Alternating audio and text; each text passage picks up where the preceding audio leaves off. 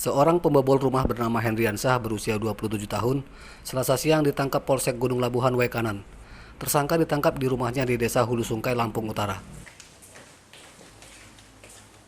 Tersangka berhasil mencuri motor serta ponsel di rumah korban di Desa Bengkulu Jaya, Kecamatan Gunung Labuhan Waikanan. Modusnya yakni merusak kunci jendela rumah korban dengan senjata tajam. Tersangka mengaku nekat mencuri karena kehabisan ongkos untuk pulang usai berkunjung ke rumah saudaranya di Waikanan. Awalnya itu saya mau ke tempat saudara saya, Pak.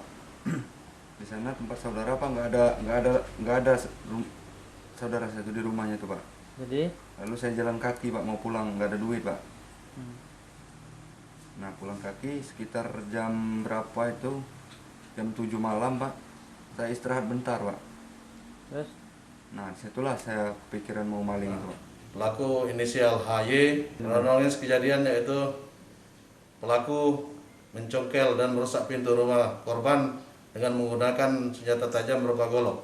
Untuk kerugian yang dialami oleh korban yaitu 1 unit HP merek Oppo A5s, total kerugian ditaksir 1 juta, kemudian 1 unit sepeda motor. Polisi menyita 1 unit motor hasil curian tersangka. Untuk barang bukti ponsel telah dijual oleh tersangka. Atas perbuatannya, tersangka terancam hukuman 7 tahun penjara. Ardi Yohaba melaporkan dari Waikanan. Korban di Kayu Batu, setahu saya, Pak. Di Kayu Batu. Bengkulu Jaya apa Kayu Batu? Oh, Bengkulu Jaya, Pak.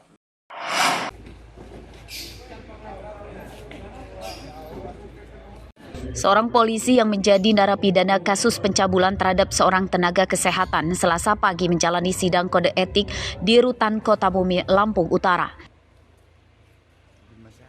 Sidang kode etik dilakukan oleh Bidang Propam Polres Lampung Utara dengan terdakwa berinisial Bribtu FH yang sebelumnya bertugas di Satuan Sabara Polres Lampung Utara. Pada sidang di Pengadilan Negeri Kota Bumi, terdakwa divonis 8 tahun penjara. Dan hasil sidang kode etik Bitpram, Bribtu FH divonis pemberhentian dengan tidak hormat atau PTDH. Pada sidang ini, Bribtu FH melakukan banding sebagai upayanya agar tetap sebagai polisi. Terkait perkara pelanggaran kode etik yang dilakukan oleh Bribtu Vicky yang kemarin divonis 8 tahun dan hari ini di sidang kode etik oleh Bid Propam Polres Lampung. Untuk hasilnya sendiri kemarin? Hasilnya divonis PTDH, akan tetapi pihak terduga pelanggar masih upaya untuk melakukan banding dan diberi waktu 3 hari sampai dengan 14 hari untuk melakukan upaya banding. Apabila dalam waktu tersebut tidak naik ke Bid Propam, berarti menerima putusan tersebut. Kasus pelecehan seksual oleh Bribtu FH terjadi pada 24 Maret 2021 lalu. Korbannya adalah seorang tenaga kesehatan yang bertugas di Kecamatan Muara Sungkai. Perbuatan asusila terdakwa dilakukan di sebuah hotel usai korban dijemput paksa. Ardi Yohaba melaporkan dari Lampung Utara.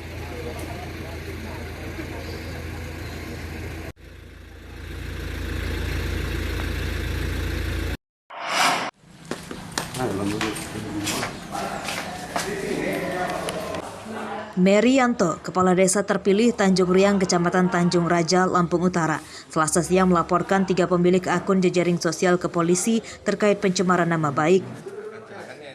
Terlapor menyebarkan berita dugaan politik uang yang dilakukan oleh Merianto melalui jejaring sosial bernama Amri Agutaf, Dirbau Khalid, dan nama akun palsu. Terlapor merasa tidak nyaman atas postingan tersebut sebab membuatnya seolah-olah menang dalam Pilkada serentak pada 8 Desember 2021 karena telah melakukan kecurangan dengan cara membagikan uang kepada warga.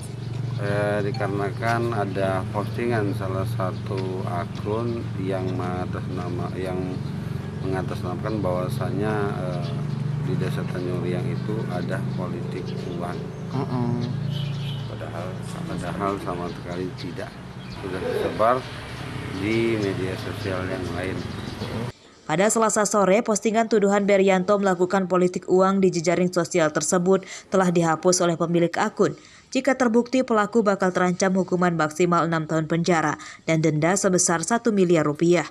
Ardi Yohaba melaporkan dari Lampung Utara.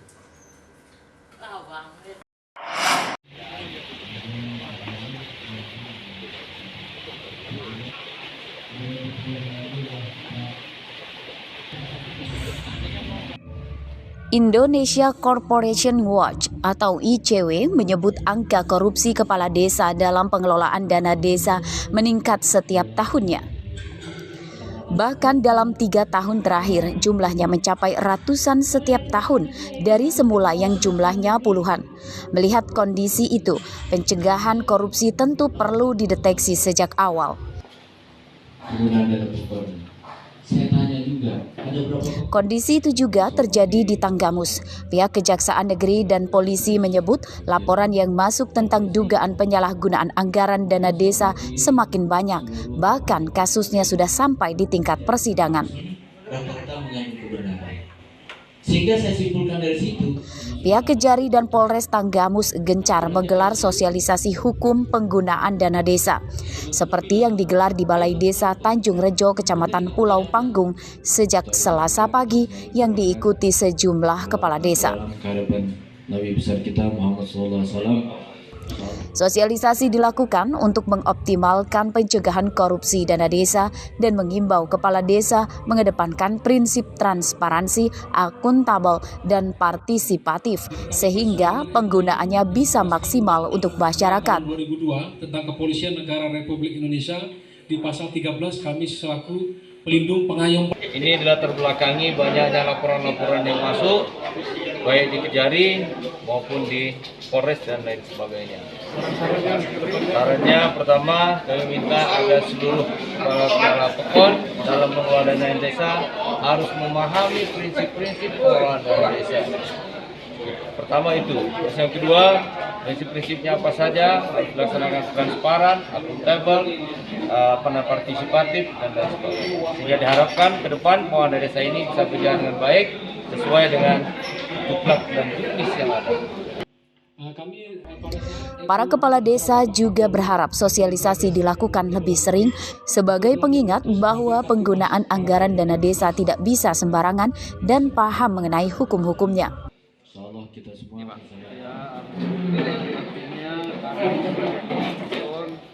perlu banyak masukan dan pembinaan dari beliau. Alhamdulillah tahun ini kita bisa mengatakan agar kami tidak selalu salah untuk melaksanakan nilai positifnya. Artinya kami sangat berterima kasih untuk pembangunan di Pekon kami supaya kami jangan sampai salah untuk menentukan kebijakan di Pekon ini.